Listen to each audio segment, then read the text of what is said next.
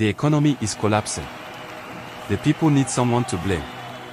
Did you know that in January 1983, Nigeria expelled nearly 2 million people in one of the largest forced migrations in modern African history, and almost 1 million of them were Ghanaians? It wasn't war, it wasn't disease, it was politics, brutal, sudden, and unforgettable. This is the story of Ghana Must Go. It began with a signature from President Shehu Shagari, an executive order declaring that all undocumented migrants must leave Nigeria immediately or face arrest, and just like that, families were forced to pack their lives into striped plastic bags, later nicknamed Ghana Must Go, and get out. But this story didn't begin in 1983, it began decades earlier. In the 1960s and 70s, Nigeria's oil boom turned it into a magnet for workers across West Africa. Ghanaians, Togolese, Sierra Leoneans, all flocked in to find work, build homes, and raise families. Many took the lowest jobs, lived in slums, but helped build Nigeria's rising economy. For years, Nigeria welcomed them. But when the economy collapsed in the early 80s, the mood changed. Oil prices fell, inflation soared,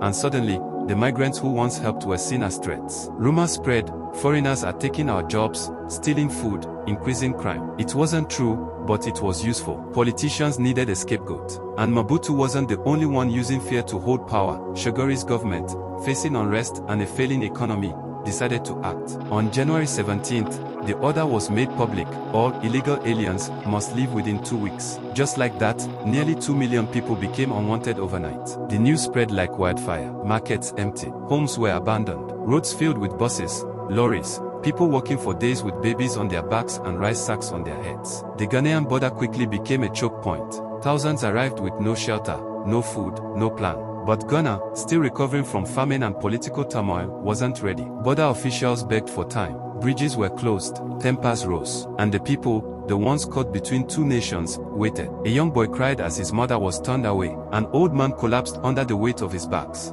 At least 16 people died at the border that first week alone. And all the while, the Nigerian state washed its hands. ECOWAS, the West African treaty promising free movement between countries, was ignored. Ghanaian officials pleaded for support. None came. Inside Nigeria, raids began.